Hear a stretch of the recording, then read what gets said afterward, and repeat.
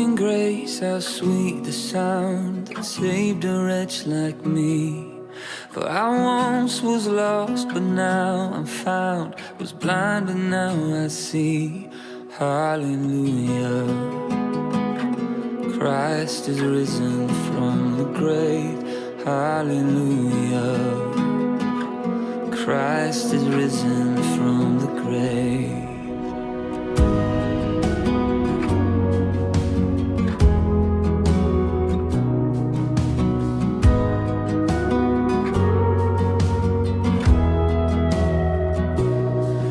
The prodigal is welcomed home, the sinner now a saint.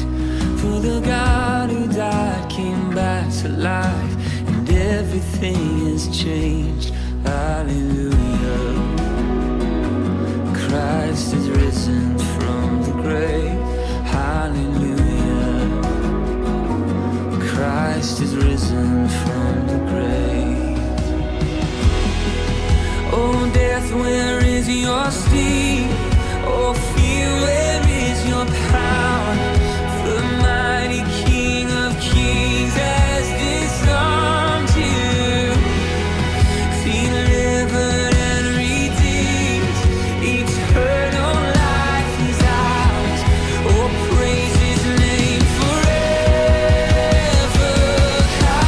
Hallelujah. Mark Henry, how valuable and therapeutic would it be to you if you discovered a detailed diary of your father's experience while alienated? Wow. That would be very therapeutic. Likely you would have more guilt, but also have closure. Yeah, I would like to create this diary with the hopes that my child may navigate his own alienation if the cycle repeats. That's a great idea. Mm-hmm. I like that. Yeah. I've actually done something kind of like that for my kids, in case if and when.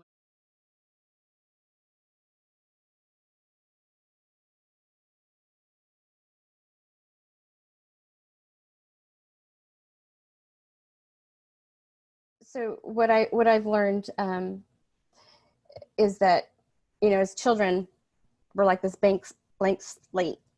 And so what happened to me is like, how could this happen? Well, when you're told every day on the daily how evil, how bad you are, and there's nothing good that's getting inputted, it's all bad, the brain starts to protect itself and it shuts off those pathways. So it's why, early intervention is good, because for me, it's still a struggle I want to trust my mom, but it's a struggle. And I'm hoping that just sharing my truth is going to help a lot, because no parent should go through this as well. On the flip side, I got married. I think my being alienated from my father predisposed me to choose a person who was narcissistically personality disordered. And as a result, this person, when our marriage wasn't working and we separated, he alienated me from our two children. That's Alicia. That's how she is. She's just jealous. A 9-year-old little kid doesn't know what, imagine you're 8, you're 9, and an adult is telling you that there's another adult jealous of you.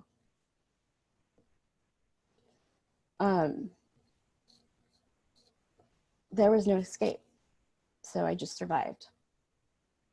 When I got to my mom's at 13, all I did was run away. I couldn't even look at her. My body still gets nervous when I see her.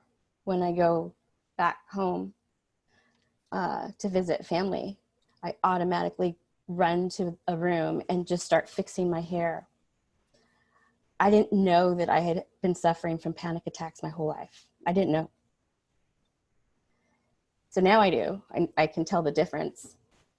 But I don't know if I can ever look at my mom and feel that connection. It's kind of like cats in the cradle.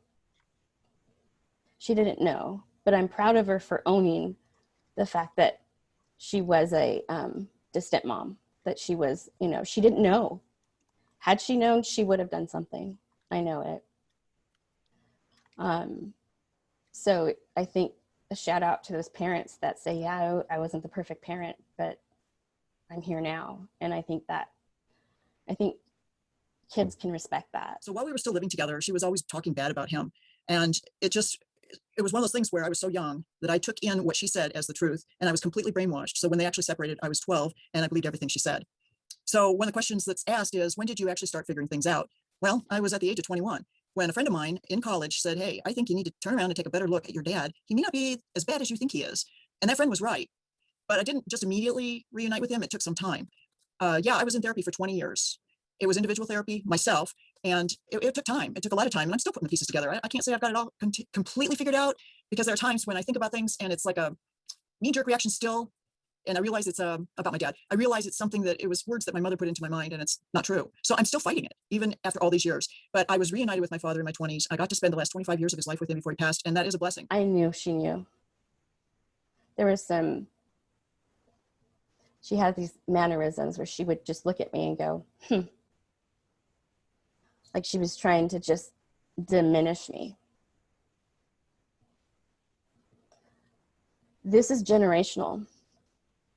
My only child, who's 27, doesn't have a relationship with my dad. That's on him, not my son.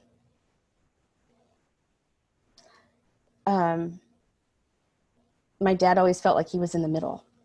A lot of parents will say this, I'm in the middle. What do you want me to do? What do you want me to do? I'm in the middle. You can't lead from the middle. You either got to be in the front or the back. Somebody's got to be the parent. I think I blocked a lot of it out. I was extremely depressed. I just was. Shortly Well, that's important. Did you see you were extremely depressed. Did your mother know you were depressed? Were you going, like, how were you doing in school? Were you in therapy?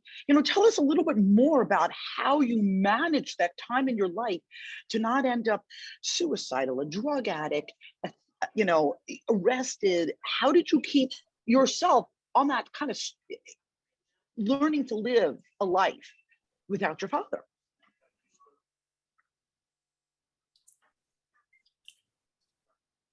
I don't I know. think I think don't I'm know. sorry. I kept my straight A's. I kept my nose to the grindstone at school.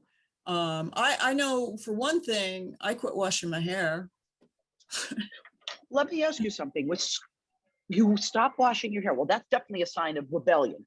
But were you pulling straight A's in school because you were afraid that if you weren't perfect, that mom was going to beat you, and that you weren't going to be loved, or you were going to be abandoned? No, I just always was a good student. I just really was a good student. But I started working. Okay. When I was 13, I started working at the local Dairy Queen. And that kind of got me out of the house. That was good. Okay. By the time I was 17, I graduated early from high school, a year early, just to get out of there.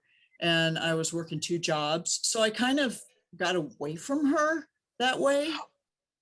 Because you were able to go to college earlier? No, that was my plan. But then when I was working 2 jobs, I just didn't, for some reason. How soon after high school did you move out of your mother's house? When I turned 18, I moved in with a boyfriend. So I got out of there.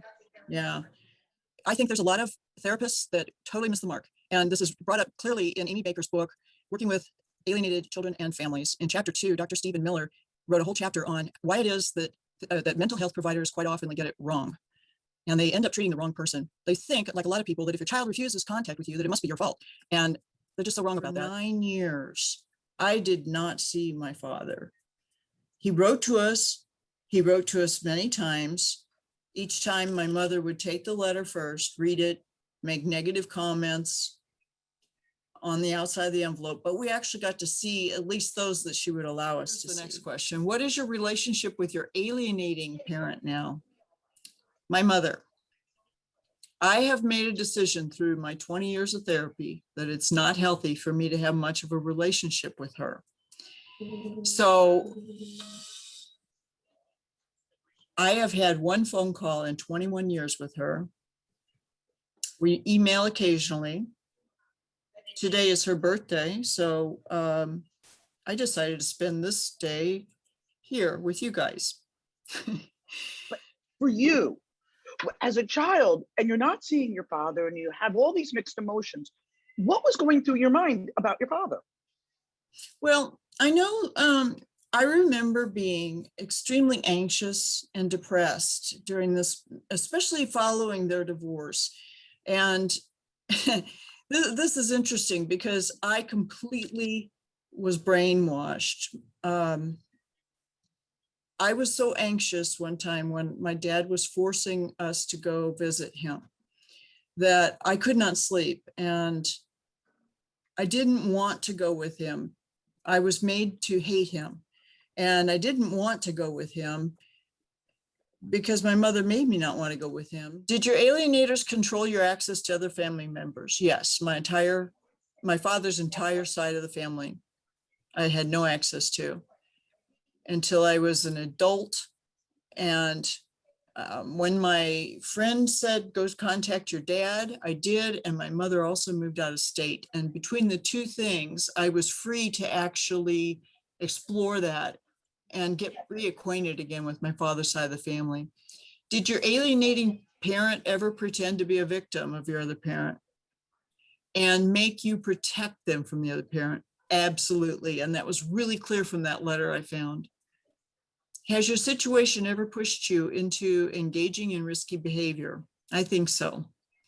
I've already mentioned some of it. In my late teens, I also drank heavily, even though it was illegal. I managed, and it was trying to get away from the pain. There's one thing I did do, Joni. Yeah, I was just going to say, you didn't even, when I asked you the question, it didn't even register. Nope. Oh my God. That's Didn't one of even the register. things, so the audience understands. A lot of the time, these alienated children come on the show, and as we're asking questions, there's things they didn't even remember to think about. We had one person actually start crying because she goes, I never even thought about this. I never even addressed this for my own self. Mm-hmm. Yeah. Did you ever feel that your life was in danger? Yes, but not really related to this. Being raised by a narcissist did not help me to develop a sense of danger around people who are that are really dangerous. And I learned to be codependent and anticipate their needs. So anybody who's really a dangerous person, I don't really have that not thermometer, but that Gauge? Yeah, I don't seem to really have that. So yeah, I just really I struggle with that. And that has to do with the men that I have come to know. Years ago, I ran across a letter that she had written to us kids, and this was just kind of the icing on the cake. This letter said, I hope, this was written to my brother and I, and it just said something to the effect of, I hope that this is the last letter of this nature that I need to write to you. And it went on to explain how to conduct emotional abuse, psychological abuse of my father, how to give him diarrhea, how to upset his stomach. It just went on and on and on and on about these things. And, I didn't remember ever seeing that letter. It was dated sometime in 1975. So it was the year after their divorce. And sorry, I'm getting phone calls. And they, I thought, well, maybe she never gave us this letter. That's what I was thinking. And then I turned it over, and on the back, my handwriting was there, contributing to what she said. And I was stunned. I was just like, holy cow, boy, was I really brainwashed. I couldn't believe it. And I shared the letter with my brother. I said, did you ever remember seeing this? He didn't remember it either. So two of us were brainwashed in the same way.